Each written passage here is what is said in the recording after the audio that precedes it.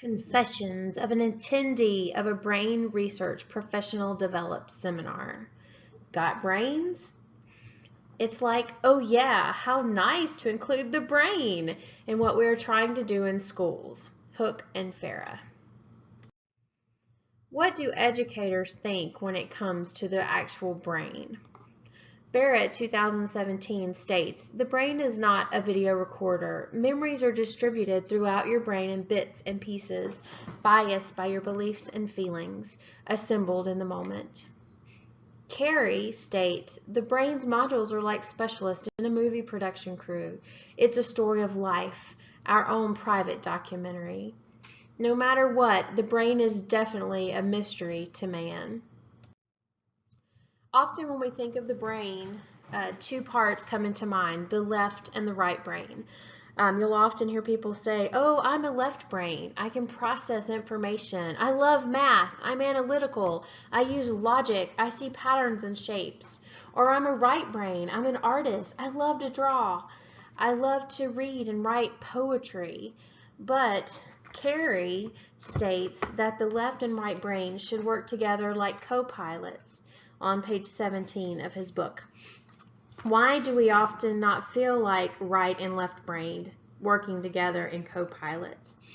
The brain sustains a sense of unity, not only in the presence of its left and right co-pilots, it does so amidst a cacophony of competing voices coming from all quarters, the neutral equivalent of an open outcry at the Chicago Board of Trade. Things are coming, memories are coming in and out of our brains constantly. Again, Carey defined memory as that they come in many shapes and sizes. They are the hour-long and the lifelong. There are dates and numbers, recipes and recitals, not to mention stories, emotional perceptions, the look on a child's face when he dropped at the bus stop on the first day of school, the knowing smile shared between two friends who think no one is looking, the tapestry of hijinks and heartbreaks that make up our life. Our ability to recall specific facts also varies. Some people are good with names and faces, others are much better at retrieving numbers, dates, and formulas. How on earth do you measure such a shape-shifting ghost, much less study it? However, in fact, when we look at the brain, it doesn't function like a computer filing away information. No, it's more like a movie crew, as we said. And so when you think of a movie crew, it's like recording a story, meaning narrative and cause and effect. The brain does not store facts, ideas, and experiences like a file that is clicked open displaying identical images. It embeds them in a network of perceptions, facts, and thoughts, slightly different combinations of which bubble up over time. And that just retrieved memory does not overwrite the previous one, but intertwines it and overlaps with it. Nothing is completely lost, but the memory trace is altered for good. Page 20, Carey. So as teachers, it's our job to teach children and plan lessons that engage both sides of the brain, the right and the left, and try to have a growth mindset, teaching children that divergent thinking is more essential to success in the world of today, where there's not one right answer and you're right and the world is wrong, but that we live in a society where there's more than one possible answer. And you should be able to select the most appropriate, most fitting answer for whatever problem lies in front of you. 3 years ago, I attended a professional development workshop on the book A Whole New Mind by Daniel Pinkham, Why Right-Brainers Will Rule the World, will rule the future. And in that book, he focuses on that in today's world, we're so inundated with technology and material possessions. And because of this, we have a restlessness within us and a desire to create something new, something meaningful. Often now manufacturers' jobs are to create something that people did not know they were missing. He goes back to the left and right brain, and he states that in the past, the left brain thinker the accountant, the lawyer, the one who uses logic, SAT, spreadsheets, were the ones who had stable jobs and made money, well supported. But that is no longer the case, where today the right brainer, who is artistic, inventive, contains empathy, can see the big picture, can creatively problem solve, will be the one who is most proficient in creating these items that people did not know they were missing. Because we have so many TVs and phones and cars, we have U-Haul self-storages because of all of our things, that we're left with a yearning again for something that is meaningful. And so in the book A Whole New Mind, Daniel Pink breaks down, he calls it the 6 senses that we must include in everything that we do. But as a teacher specifically, we must include these in our teaching, our lesson plans, and our daily lives to seek to implement the left and the right brain in everything that we do. The 6 senses are design, story, symphony, empathy, play, and meaning. And we will look at each one more in depth. What follows is the confession of an attendee of A Whole New Mind workshop 3 years into the future. And I must confess, as a teacher, I love using Google Images because I am a visual learner. So from seeking or doing a Google search for Pink's 6 Senses or A Whole New Mind book, I found this visual that was created by 6 teachers, Frietas et al., explaining the different senses that Pink describes in his book: design, story, empathy, play, and meaning. The first of those senses is design. So, design is something that everyone deals with in their everyday life. Design is all around us, whether it is the way you dress, the color of your room, or even the style of your toothbrush. Design used to be something that was an added bonus to our lives, usually only the few rich or famous getting to differentiate their objects from the rest of society. However, because of the increase in wealth and material possessions, products are no longer bought because of their functionality, but rather are often bought because of their design. This comes from Pink 2006. Norman stated, aesthetics matter. Attractive things work better. As human beings, we want something that appeals to us through the design. As a teacher, many are frustrated with the fidget cubes or fidget spinners that are inundating our classrooms the last few days of school. Personally, I bought the fidget cube because my daughter has ADHD and my son, I think, has it too, although he is undiagnosed, and the fidget spinner, but it has spiraled out of control. These things have morphed now from the normal design at the top of the slide to more complex designs, especially the fidget spinners, and so they're not being used for their appropriate purpose, but these are evidence, modern day evidence of how design, we want the things that are more flashy and shiny, as evident in the Batman spinner or the metal spinner or the silver one here as shown. Pink states it is the teacher's job to put creativity back into schools.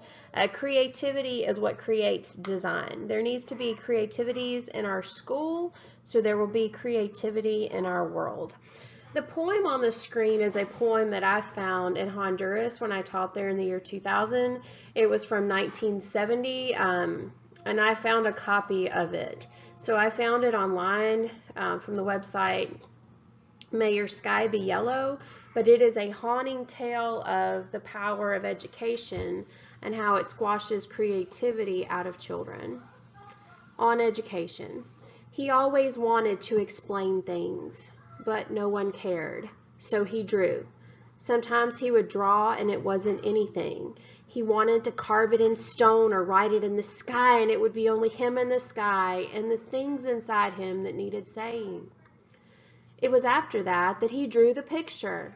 It was a beautiful picture. He kept it under his pillow and would let no one see it. And every night, he would look at it and think about it. When it was dark and his eyes were closed, he would see it. When he started school, he brought it with him, not to show anyone, just to have along like a friend. It was funny about school. He sat at a square brown desk, like all the other square brown desks. He thought it should be red, and his room was a square brown room, like all the other rooms. It was tight and close and stiff. He hated to hold the pencil and chalk. His arms stiff, his feet flat on the floor, stiff. The teacher watching and watching. The teacher came and spoke to him. She told him to wear a tie like all the other boys. He said he didn't like them. She said it did not matter. After that, they drew. He drew all yellow. It was the way he felt about morning, and it was beautiful. Then the teacher came and smiled at him. "What's this?" she said. "Why don't you draw something like Ken's drawing? Isn't that beautiful?" After that, his mother bought him a tie, and he always drew airplanes and rocket ships like everyone else. And he threw the old picture away. And when he lay alone looking up at the sky, it was big and blue and all of everything, but he wasn't anymore. He was square inside and brown, and his hands were stiff. He was like everyone else. The thing inside him that needed saying didn't need it anymore. It had stopped pushing. It was crushed, stiff, like everything else. October 19th, 1970. This was written by a high school senior in Alton, Illinois, 2 weeks before he committed suicide. Story is the first sense explored by Pinkham. Humans are not ideally set up to understand logic. They are ideally set to understand story. These strategies came from Reyes, some classroom applications for story. We could create a mnemonic story to help memorize facts. Stories allow students to be creative in their own sense. Sharing stories helps improve students' public speaking and communication skills. It expresses individuality, self-expression, independent thinking, confidence building, listening skills, and reading and speaking skills.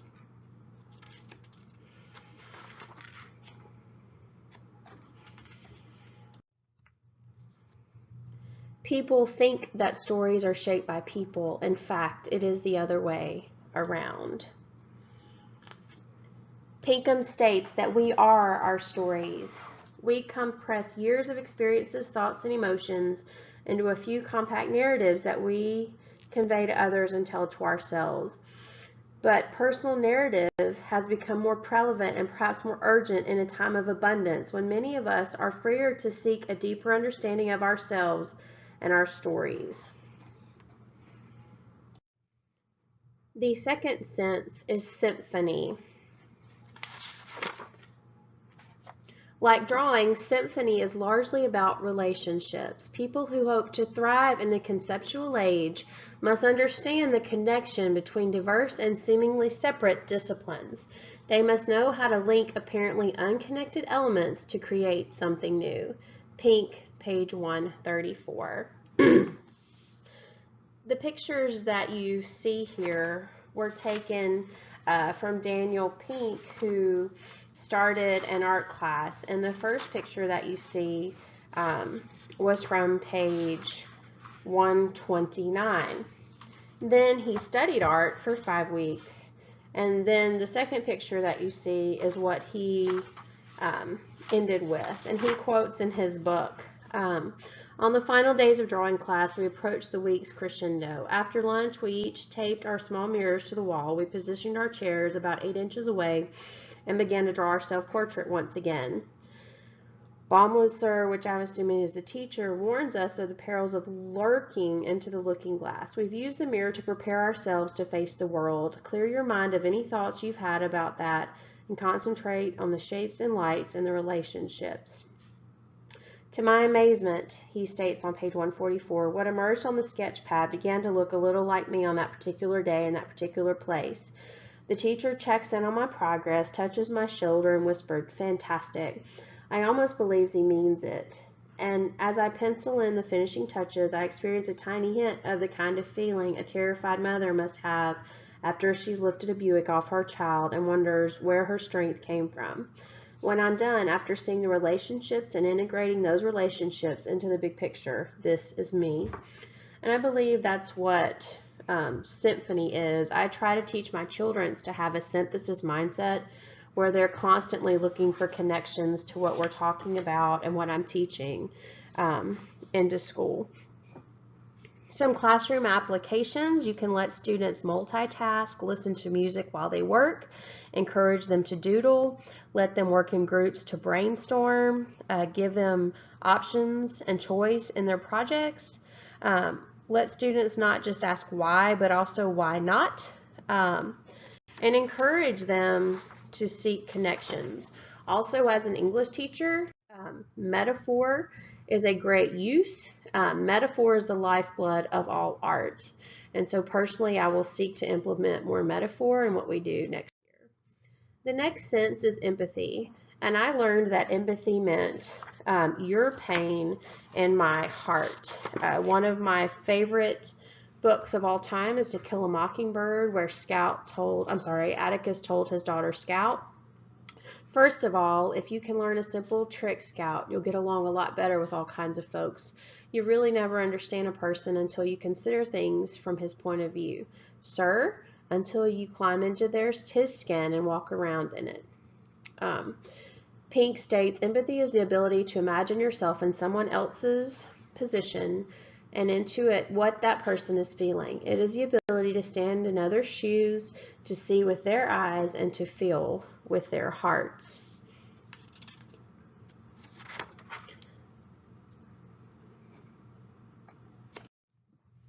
The next sense that Pink mentions is play. And he states that we should bring play off the playground and into the work area. And we should do that by focusing on allowing students to play games, incorporating humor into what we do, and joyfulness. We could allow students to have alternate learning through play, involving games through avatars, and then using humor within ourselves. Pink describes the Southwest Airline logo, or talks about it. People rarely succeed at anything unless they're having fun doing it. And school is definitely not a synonym for fun within our students' minds. So we should try to seek and change that. And as personal note, as teachers, we should play more often within our personal lives and let that joy and humor bubble over into everything that we do and teach with our kids. Finally, the last sense that Pink mentions is meaning. We live in an era of abundance with standards of living unmatched in the history of the world. Freed from the struggle for survival, we have the luxury of devoting more of our lives to the search for meaning. I love it when the man sitting on the rock says, "I want to know the meaning of life," and the wise sage says, "Have you tried Googling it?" As Christians, Christ is the center of our life, and my pastor said to always have an upward gaze, which is where the Snoopy comic comes in. Keep looking up. That's the secret of life. And we must keep looking up to Christ even when things are difficult. But we can help our students find meaning by looking at spirituality in a serious manner, taking happiness in a serious manner. And as teachers, we can be a role model, encourage students to do what they love, let their passion shine, or let our passion shine as teachers, have engaging and effective lessons, try to create safe and happy learning environments, and always support and listen to our children. These senses impacted me on a personal note as well as a professional one. And I think if we incorporate them in our teaching, we can teach for 10, 20, and 30 years and not have such a high teacher burnout rate. Thank you for listening.